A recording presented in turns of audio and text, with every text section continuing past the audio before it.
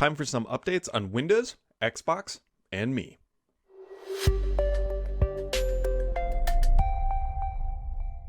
Happy Friday, friends. It has been yet again another week. If you're here, that means you survived, and that's a little morbid, but we're all above ground, which means it's a good day. Anyways, it has been just a pretty busy week of Windows. Microsoft is gearing up to launch Windows 11. They've drawn some lines in the sand. They've announced some dates, and things are just changing in the world of Windows, which means we've got a lot to talk about. So kicking it off, Microsoft has issued the first commercial previews of Windows 11 and Windows 10 21H2. Yes, folks, do not forget that Microsoft is shipping two separate versions of Windows that are both technically brand new this fall. So that's going to be an interesting timeline. If you're in the commercial world and you're looking at testing Windows 11, you can now do so. You could have done so previously. Although I strongly suspect that the corporate world is not dying to get their hands on Windows 11 because a lot has changed. And more specifically, we know that even though the start menu is only moving over to the center, it still makes it quite difficult for people who are just used to clicking on it and finding the green Excel button or whatever. And so I suspect that the corporate rollout of Windows 11 will take just a little bit longer. And yes, I know you can move that button back, but change is scary for some people. And so there you go. The dev channel of Windows 11, so this is the Windows 11 Insider program, is officially beyond the Windows 11 1.0. So if you were in the developer channel, you are now getting beta or alpha builds, I guess, whatever we want to call them. But be aware, I would actually avoid this install. There are some pretty nasty bugs, and I mean bug like singular, because it looks like the shell keeps crashing and you can't see your taskbar, and launching applications is really rough. And so I would avoid this release. It is pretty widespread. It doesn't seem to have any rhyme or reason, at least that we don't know of yet, about why this is happening. But if you have that dev build and you haven't installed it yet, hold off. Just trust me on that. At least wait probably a week or so until Microsoft figures out what is going on. But know that you are beyond 1.0. You're now into, I guess, what we'll call 2.0. Windows 11 2.0 version. So that is now in development, or actively being developed, I should say, at the end of the day. Now, if you are running Windows 11 non-beta builds in your non-developer channel and you're in the beta channel, you might get kicked out. Microsoft has officially announced. Now, this is sort of not new information. They did say a while ago that if you weren't running official hardware that would run Windows 11 based on the minimum specs, you might be removed from the program and no longer able to test it. And so in certain instances, that is happening, that you're being asked to move back to Windows 10. And so that is just, thanks for testing, now get out the door. It doesn't feel right. But here we are. Anyways, if you are looking forward to the official launch of Windows 11, that will be taking place October 5th. So keep that as a date circled on your calendar, where if you are eligible, Microsoft will begin rolling out the free updates on October 5th. Just keep that in mind, that it is a free upgrade, but keep in mind that not everybody's going to magically see it that day. Microsoft has created an internal flighting program where they do a rings, right? And now they do that externally as well. They don't just say go and then let every single device do it. They will begin to test and sample, and they expect by mid 2022 they expect that all those devices will be upgraded to Windows 11. So a relatively aggressive upgrade cadence if you think about it, but at the same time it's not a massive upgrade from an underlying technical infrastructure, like going from, say, 7 to 10 or 7 to X or XP to 7 or anything like that. And so it should be a relatively safe upgrade unless you're running one of those chipsets that's older. So there you go. Things that you can run today, by the way, are Windows Server 2022 is now generally available. If that sounds a little odd because you're like, Brad, we talked about this sort of, I think, last week. Well, it really kind of did come out last week, but this week it has an official blog post and fireworks and confetti and other stuff going on. And so you can now run Windows Server 2022. If you're bold and brave and want to install that on your server racks and just run right at it, you can absolutely go do that. I, again, suspect that it's going to be a long, slow march towards that. And more importantly, I suspect that it's going to be a lot of people upgrading from Windows 2012 R2 to 2022 is probably going to be the update cadence that is most frequent, maybe 2016. I don't know. I'll be curious if you are running Windows Server 2012 R2 in your environment, what you plan to be upgrading to, because Microsoft has already signaled that product is coming to end of life here in the very near future. Now, the big news of the week in the world of Windows is that there is officially a Surface event announced for September 22nd. Yes, this is the date we've been waiting for. We knew it was coming, and once we got that October 5th date for Windows 11, we knew that the Surface event had to be announced before that. Showcase Windows 11. That is the whole point of launching new hardware with a new OS. It just kind of makes sense. So, what are we expecting? Surface Duo 2 should be there. Surface, I'm going to put in quotations Book 4, but it might be called like something like the Surface Laptop Studio. I think Windows Central coined that name or talked about that name. It also might be something like Surface Laptop Pro, something along those lines. What might be the next generation Surface Book 4? It looks just like that patent that we talked about here several times on this channel, where the screen doesn't necessarily come off, but it hinges out more like a Surface Studio does.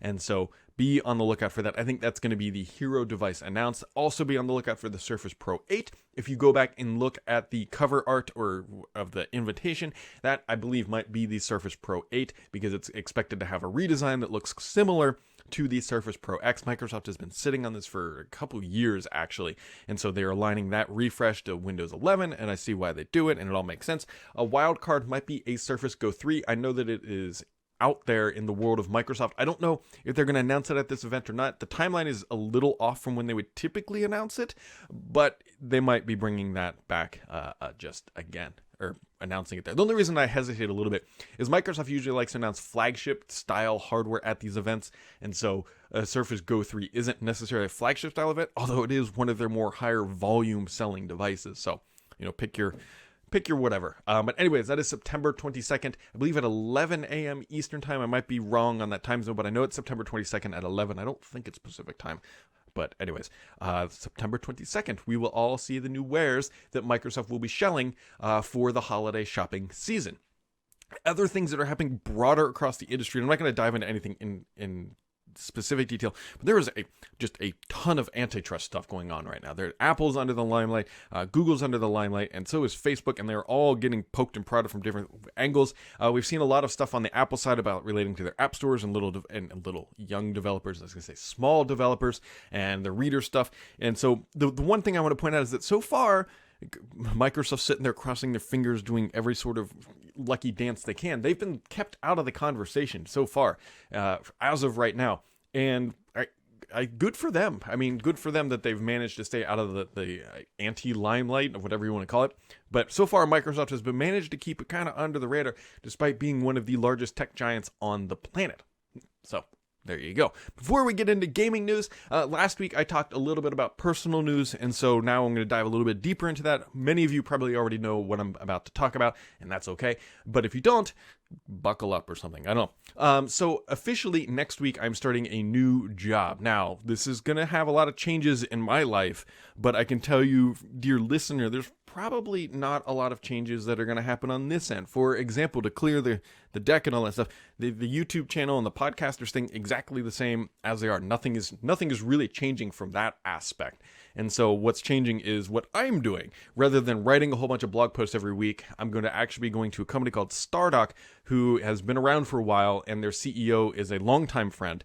And so you'll see why I'm talking about it in this perspective. Because one of what I'm going to go do there is Stardock has two effectively large lines of business. They have their gaming side, and then they have software that allows you to customize Windows. What I'm going to go do is lead the team that builds software that customizes Windows. And the reason why I'm doing this now, it's like, why now, what's going on, what's changing, is quite literally Microsoft is making Windows like fun again. They're bringing it back. Like Windows is got some momentum. People are excited about the UI of Windows 11. It's not perfect, and I say that with the caveat that I'm going to a company that allows you to customize Windows 11 UI, but it's revitalizing what is going on in the ecosystem for Windows. And for me, as an enthusiast in the Windows community, and quite literally got my start tinkering with Media Center on XP, and at one point I was selling Windows Vista and XP Media Center boxes into college and doing stuff like that, and using actually Stardock software, Object Dock, many years ago. This was a right fit. Quite literally, what it boils down to you, dear listener, I'm so bullish on what Microsoft is doing with Windows that I'm betting my career on it. like put that into perspective. Like I'm looking at where Microsoft is headed, what they're doing with Windows, the momentum behind it, the opportunity that is there now that they're showing that, hey, Windows has a seat on the senior leadership team with Panos Panay. Windows 11 is, not perfect, but it's being very well received. There's a lot of opportunity of just effort going back into Windows to make it fun again. And this UI change, while it is subtle, in some regards, it's actually a pretty big deal that's showing that Microsoft is like, oh, right, this thing that makes billions of dollars a quarter, we should keep feeding into that because it does very well. I think Microsoft at one point kind of just wrote it off and said, all right, this thing's just, cresting that arc of a life cycle. And what it turns out is it didn't really crest, it just leveled off. In some regards, it's remained relatively stable, and it appears to be relatively stable for a long time. And so Microsoft is putting some effort back into it, and the timing was just right for me. And just honestly, what I enjoy doing, I enjoy tinkering with Windows, and to go get to tinker with Windows more for a career is something that doesn't happen very often. So that starts next week. But again, dear listener, this podcast is staying. I'm going to continue to do First Ring Daily with Paul because, again, it overlaps with the markets that we all like. And it's just one of those things that just made a lot of sense. And I've known Brad, it's somewhat confusing. I refer to him as other Brad because his name is Brad, but his name is Brad Wardell, and I've known him for so long, and we've been friends for a while, and we've done some projects together, and this becomes a more formal relationship of a lot of the stuff that we've done together over the years. So that is what is going on. Now, on to the gaming news. There was a lot going on, but kind of not a lot. You'll see what I mean here in a minute. That's why I put Xbox Idle in the title, because it rhymed, but that's a different thing. So they announced a bunch of games coming to Game Pass here, like Surgeon 2. We got another Final Fantasy title, Craftopia. There's a bunch of games coming to Game Pass. You should definitely go look those up. But one of the things that I found hilarious this week, and you'll know why, is Horizon Forbidden West, which is on the Sony side.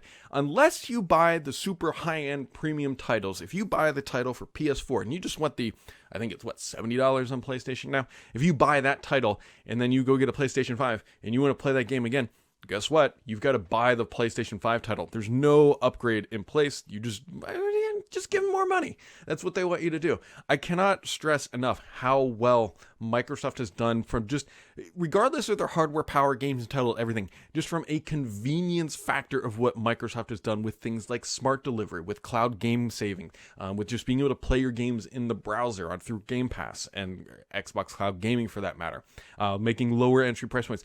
The one thing that Microsoft has absolutely phenomenally nailed this generation is just convenience of playing games across generations.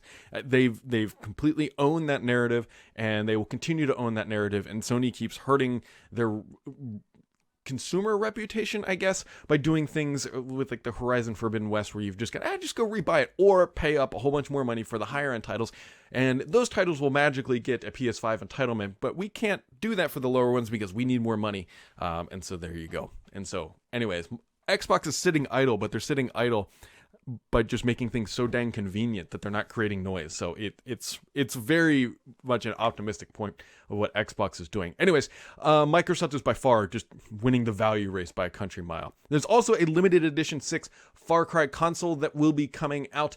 This is, I believe, is this the second console? Now it's limited edition, and I don't believe you can even buy this. It's just giveaway, so maybe it doesn't really fall into that. We know that Halo is the first one you can actually go out, if you pre-order, because I think they're all gone now, and actually snatch one up in your greedy little arms and walk home with it. Now you can win the console if you want, and that's that. So one other thing, folks, by the way, Xbox codenames. Now this is for the, I guess, current generation stuff.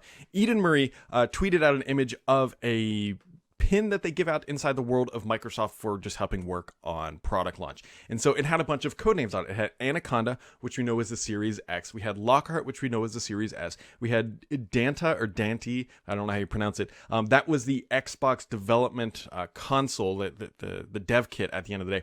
And then there was Merlin, and I wasn't quite sure what Merlin was, and I asked her, and thankfully she replied. I assumed, and I know assuming is bold, was the controller. And so as it turns out, the name of the Xbox current gen controller with the share button and the DLI or dynamic latency input was Merlin. So there you go, Merlin unsolved or whatever, if you had a curious what that was. That was the question. Now, speaking of questions, I did not actually put up a thread this week, but Mr. PKI did in fact sneak one in to me because yeah, Mr. PKI is good like that. So the one question of the week, and I'll explain why there wasn't more questions. He says, I can give you a secret question, because he asked if there was going to be a thread. Windows and Windows 11 have recently come under attention for various security vulnerabilities exposed, like Razer mouse driver installation process. Do you think the delay of the Android apps being available on Windows 11 is related to the security implications of hardening goals not being met in the initial Windows 11 release? So interesting thought here is that, we got print spooler, we got this Razer stuff, and then dumping Android on through the Android subsystem for Windows. I almost said Linux. I do not know if this was related to that or not. The one thing that causes me a little pause is that Microsoft has been actually working on getting Android apps onto Windows for years. Like, this isn't something they thought up of like 6 months ago and said, we should do Android apps on Windows 11. Like, this is something Microsoft has been working on. I think Astoria was the name of the bridge that brought some of this technology over many, many years ago. That might even been a Windows Phone reference for all that I can remember. But I don't know if this one is particularly security related at the end of the day. It could be, but it is interesting that it has been officially somewhat delayed, because while Windows 11 does arrive on October 5th, Android apps will not be there, although it looks like they're going to be showing up pretty soon, as Walking Cat did find the app, or like some sort of app or something in the Windows Store that you will need to download to be able to run these Android apps at the end of the day. And so we will see. The reason why, folks, I did not do a question of the week is that I had to record this late on a Thursday evening rather than on a typical Friday morning. So while I did say happy Friday, friends, I said it on a Thursday, but there we go. Because I actually have Friday off, and I've been off work for actually a couple days because I'm making the transition next week. So I took a little time off. And right now, as we speak, I'm probably playing tennis with my daughter. So there we go, folks. That wraps it up for this week. As always, make sure to keep it subscribed here, because the only BS on this podcast is me.